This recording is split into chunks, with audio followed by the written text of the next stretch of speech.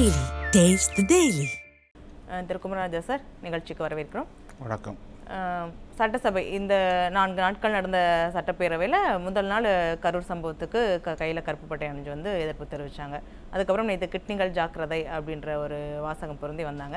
இன்னைக்கு திமுகவின் உருட்டுக்கடை அல்வா அப்படின்ற ஒரு விமர்சனத்தை வச்சுருக்காங்க எதிர்கட்சி தலைவர். ஸோ இந்த விமர்சனத்தெல்லாம் நீங்கள் எப்படி பார்க்குறீங்க? இன்னைக்கு தமிழ்நாட்டினுடைய ஆகச்சிறந்த கவிஞரான கண்ணதாசன் அவருடைய நினைவு நாள்.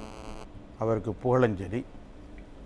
ஒழுக்கம் விழுப்பம் திரளான், ஒழுக்கம் உயிரினும் ஓம்பப்படும் என்கின்ற வள்ளுவனுடைய மொழியை சொல்லி, இன்றைக்கு எதிர்க்கட்சி என்றால் எப்படி செயல்பட வேண்டும் என்பதற்கு எடுத்துக்காட்டாக எதிர்க்கட்சி தலைவர் எடப்பாடி கே பழனிசாமி அவர்கள் மிக அற்புதமாக ஆளுங்கட்சியினுடைய தகிடுதத்தங்களை, ஏமாற்றுகளை, உருட்டுகளை தமிழக மக்களிடம் எப்படியெல்லாம் இவர்கள் ஏமாற்றி பொய் வாக்குறுதிகளை அளித்து வாக்குகளை அள்ளினார்கள் என்பதை முழுவதுமாக சட்டசபையிலும் பேசியிருக்கிறார். வெளியிலும் போகின்ற இடத்திலெல்லாம் சொல்லி வருகிறார். மக்கள் அதை மகத்தான முழு மனதோடு ஏற்றுக்கொண்டு வரவேற்றிருக்கிறார்கள். என்ன ஏமாத்திருக்காங்க திமுக? என்ன ஏமாற்றிருக்கிறார்கள் என்றால், முதல் ஆரம்பமே ஒரு செங்கல் எடுத்துட்டு திரிஞ்சாங்க. திராவிட முன்னேற்றக் கழகத்திற்காரனுக்கு மட்டும்தான் நாங்கள் புகை மாதிரி நீங்கள் மூடி வைத்திருந்தாலும் அதற்கு உள்ளே சென்று பார்த்து விடுவோம் என்று சொல்லிவிட்டு நீட்டை ரத்து செய்வதற்கான ஃபார்முலாவை எங்களுக்கு தெரியும் என்று சொல்லி அனைத்துணை மாணவர்களுக்கும் ஒரு மிகப்பெரிய உருட்டான அல்வாவை அள்ளி கொடுத்தார்கள். அப்புறம் தமிழக அரசே முழுவதுமாக நீட் தேர்வுக்கு கோச்சிங் கிளாஸ் என்று சொல்லப்படுகின்ற பயிற்சி வகுப்புகளை தமிழக அரசே எல்லா இடத்துலையும் சொல்லியிருக்குது. இப்போ என்ன சொல்ல வராங்க, இந்த ஒருவேளை பாரதிய ஜனதா கட்சி ஆட்சிக்கு வராமல் காங்கிரஸ் வந்திருந்தால் நாங்கள் எப்படியாவது சொல்லி ஏற்பாடு பண்ணியிருப்போம், நீங்கள் தான் ஓட்டு போடவில்லையே என்று சொல்லி ஒரு உருட்டை உருட்டினார்கள். முதல் ஏமாற்று. தமிழ்நாட்டிலே இருக்கின்ற கல்வியிலே கடன் வாங்கியிருக்கின்ற மாணவர்களுடைய அனைத்து கடன்களும் நிறைவேற்றி தரப்படும், அதற்காக நாங்கள் முழுவதுமாக முயற்சி செய்வோம், நாங்களே அதற்கான வேலையை செய்வோம் என்றார்கள். நீங்க சொல்ற இந்த குற்றச்சாட்டுகள்லாம் மிச்சம் இருக்கிற 2% வந்துருமே, 98% நிறைவேற்றிட்டாங்க தானே? 98%. அப்புறம் என்ன சொன்னாங்க, இந்த ஏற்கனவே பல தடவை எதிர்க்கட்சி தலைவர் சொல்லியிருக்கிறார், அனைத்து இந்த அண்ணா திராவிட முன்னேற்ற கழகத்தினுடைய திட்டங்களுக்கெல்லாம் புது ஸ்டிக்கர் ஒட்டி அவர்கள் தான் செய்ததாக சொல்லியிருக்கிறார்கள். முதலில் அதில் எதில் ஸ்டிக்கர் என்றால், ஒன்று காலை உணவு திட்டம், அதற்கு அடுத்ததாக பெண்களுக்கு நாங்கள் இலவசமாக 1000 ரூபாய் தர்றோம் அப்படின்னு சொல்லி சொன்னது அனைத்து இந்திய அண்ணா திராவிட முன்னேற்ற கழக ஆட்சியிலே இருந்த பொழுது பெண்களுக்கு ஸ்கூட்டரும் தாலிக்கு தங்கமும் கொடுத்த திட்டத்தினுடைய விரிவாக்கம்தான். அந்த ரெண்டையுமே நிறுத்தி வச்சிட்டாங்க. எத்தனை ஆயிரம் லட்சக்கணக்கான பெண்களுடைய வாழ்வில் ஒளியேற்றி வைத்து தங்களுடைய திருமண பந்தம் என்ற வாழ்வில் ஒரு நாளில் நடக்க இருக்கின்ற, வாழ்க்கையிலேயே ஒருமுறை நடக்க இருக்கின்ற மகத்தான திட்டத்தை மண்ணுக்கு போக செய்திருக்கிறார்கள். அதான் 1,16,00,000 பேருக்கு 26,000 ரூபாய் கொடுத்துருக்கோம். 1,16,00,000 பேர் என்ன 26,000 ரூபா கொடுத்துறேன்? 26,000 கொடுத்துட்டா போச்சா? 1000 ரூபா கொடுத்தா போச்சா? 1000 ரூபாயை கொடுத்து விட்டு அன்றைக்கு இரவே டாஸ்மார்க் வழியாக 30,000 ரூபா வாங்கிட்டீங்க. 26,000 ரூபா கொடுத்தீங்க, 30,000 ரூபா வாங்கிட்டீங்க. இப்படி நீங்கள் எதுலங்க டார்கெட் வைக்கிறது? தமிழ்நாடு அரசு ஆரம்பத்திலேயே நீங்கள் முழுவதுமாக டாஸ்மார்க்கை நடத்தக்கூடாது என்று அரசினுடைய வேலை அல்ல என்பதை தெளிவாக சொன்னாங்க. ஆனால் பெருமதிப்புக்குரிய சகோதரியார் கனிமொழி அவர்களும் மற்ற உதயநிதி ஸ்டாலின் அவர்களும் மதிப்பிற்குரிய முதலமைச்சர் அவர்களும் என்ன சொன்னாங்க, ஆட்சிக்கு வந்தவுடன் படிப்படியாக முழுவதுமாக டாஸ்மார்க்கை மூடி வைக்கப்படும், எந்த இடத்திலும் கடைகளை திறக்க மாட்டோம் என்று சொன்னார்கள். இல்ல சார், படிப்படியான்னு சொல்ல திருமதி கனிமொழி பேசினப்போ முதல் கையெழுத்தே நிப்பாட்டி வைப்போம்னு சொன்னாங்க. எவ்வளவு பெரிய ஏமாற்று! விதவைகளுடைய எண்ணிக்கை அதிகமாகிக் கொண்டே இருக்கிறது.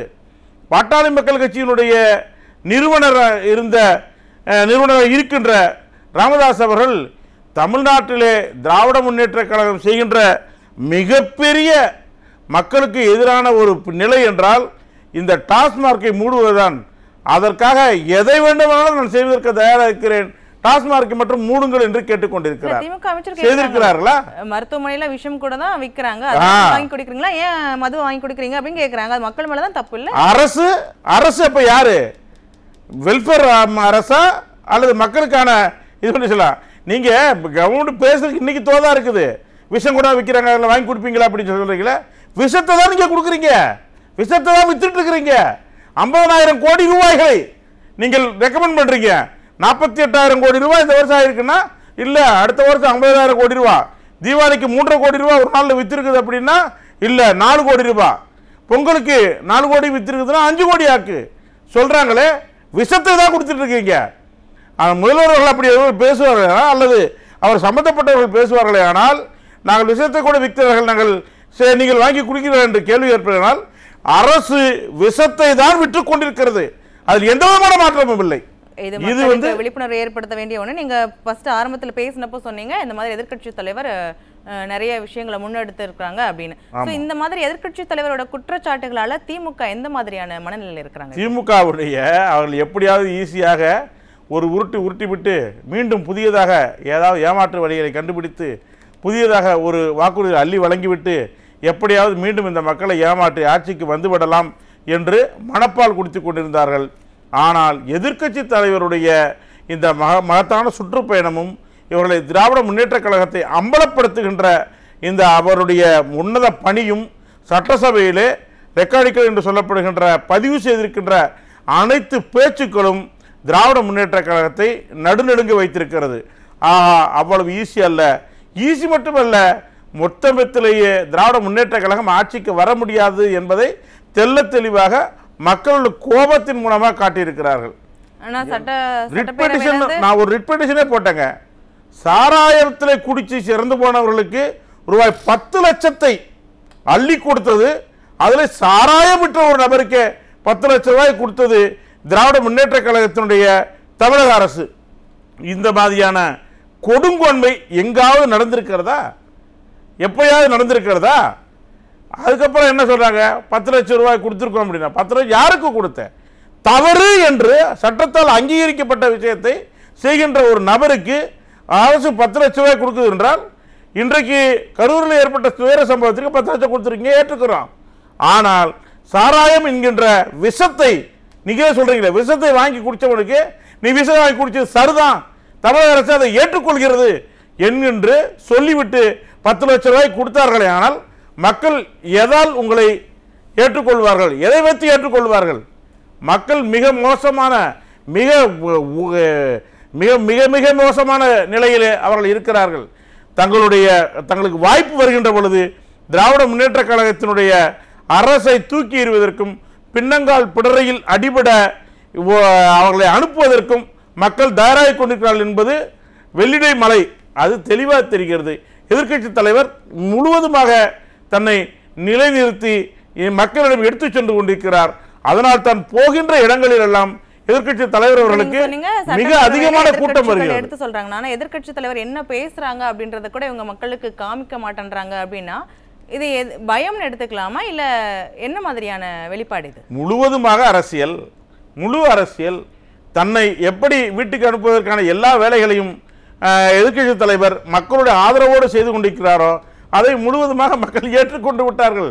இவர்கள் காட்டினாலும் சரி, அவர்கள் காட்டாமல் ஒளிபரப்பு செய்வதை மறைத்தாலும் சரி, மக்கள் மனங்களில் இன்றைக்கு எதிர்க்கட்சி தலைவராக இருக்கின்ற எடப்பாடி அவர்களை எதிர்காலத்திலே முதல் மந்திரியாக கொண்டு வர வேண்டும் என்பதை மக்கள் முடிவு செய்து விட்டார்கள். ஆனால் திரு ஸ்டாலின் பேசுறத முழுசா நேரலை பண்றாங்க. எதிர்க்கட்சிகள் வெளிநடப்பு செய்யறப்போ மூத்த அமைச்சர் திரு துரைமுருகன் சொல்றாங்க, முதலமைச்சரோட உரையில ஒரு தவறு கூட சுட்டி காட்ட முடியாம எதிர்க்கட்சிகள் வெளிநடப்பு பண்றாங்க அப்படின்னு. அதுதானே மக்கள் கிட்ட போய் செய்யல. இல்ல, அன்பு சகோதரர் மகேந்திரன் அந்த படத்துல சொன்ன மாதிரி, சதுரங்க வேட்டையில சொன்ன மாதிரி, மக்களுடைய ஆசையை தூண்ட வேண்டும். அப்பத்தான் ஏமாற்ற முடியும். மக்களுடைய ஆசையை தூண்டுவதற்கு யார் காரணமாக இருக்கிறார்கள் என்றால் ஊடகங்கள் காரணமாக இருக்கிறார்கள். அந்த ஊடகங்களை முழுவதுமாக தன் கைப்பாவையாக வைத்துக் கொண்டிருக்கின்ற திராவிட முன்னேற்ற கழக அரசு இன்றைக்கு யாராவது ஒரு ஊடகம் திராவிட முன்னேற்ற கழகத்திற்கு எதிராக அல்லது தமிழக அரசுக்கு எதிராக ஏதாவது சொல்ல முடியுமா? ஜனநாயகத்தினுடைய மாண்பை காக்கிறவர்களை உலகத்திலேயே திராவிட முன்னேற்ற கழகத்தை தவிர்த்தால் வேற யாரும் இல்லை என்று சொன்னார்கள். ஆனால் இப்பொழுது என்ன நடந்திருக்கிறது? ஊடகங்களில் எங்க வாட்ஸ்அப்பில் ஃபேஸ்புக்கில் இங்கே போடுறவர்களை எல்லாத்தையும் அரெஸ்ட் பண்ணி வச்சுட்டு இருக்கிறாங்க. இவர்கள் ஒரு தனி நபர் ஒரு ஃபேஸ்புக்கில் ஒரு பதிவு பண்ணினால் அது இவருக்கு முழுவதுமாக பாதிப்பை ஏற்படுத்திவிடும் என்றால் இதை விட அபத்தம் வேறுபாக இருக்க முடியாது. சட்டையை கிழித்து கொண்டு பயப்படுறாங்க.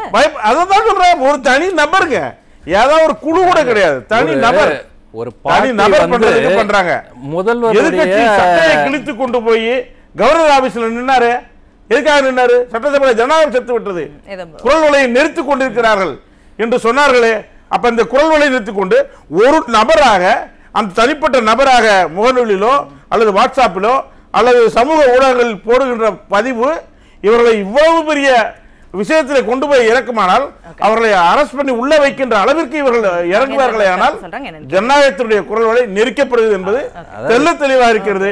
மக்களிடம் பயப்படுகிறார்கள். திருக்குமரராஜா சார், உங்க இறுதி கருத்து சுருக்கமா சொல்லிடுங்க. சகோதரர் உதயநிதி ஸ்டாலினுடைய மாமா துரைமுருகன் அவர்கள் சொன்னதை போல நீதிமன்றங்கள் மிகச்சரியாகத்தான் உண்மையை சொல்லி இருக்கிறது என்று சொன்னார். நீதிமன்றங்கள் எப்பதனை பரிந்துரை செய்த எத்தனையோ கமிட்டிகளை அவர்கள் செய்து கொடுக்கவில்லை. இது முழுவதுமாக அம்பலமாகி இருக்கிறது. கிட்னி திருட்டுக்காக ஒரு கமிட்டி போட வேண்டும் என்று சொன்னது பொழுது அவர்கள் கமிட்டி எந்த கமிட்டி போடவில்லை. ஆனால் கரூருக்கு ஆஸ்திராகருக்கு தலைமையில் அவர் போட்டால், ஆனால் உச்சநீதிமன்றம் அதற்கும் இப்பொழுது முடிவு கட்டியிருக்கிறது. ஒரு நபர் ஆணையம் போட்டாங்க, அதுக்கும் முடிவு கட்டியிருக்கிறது.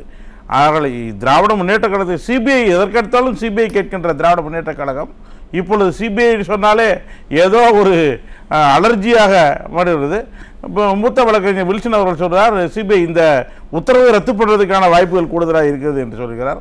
ஆகவே எதிர்க்கட்சிகள் பேசுகின்ற பொழுது ஒரு வாயும், அது ஒரு ஆளுங்கட்சியாக வந்த பொழுது வேறொரு வாயுமாக இருக்கின்ற இந்த திராவிட முன்னேற்ற கழகத்தினுடைய அரசினுடைய போலித்தனத்தை மக்கள் நன்றாக புரிந்து இருக்கிறார்கள். 2026 கண்டிப்பாக நல்ல தீர்ப்பு வழங்குவார். நன்றி.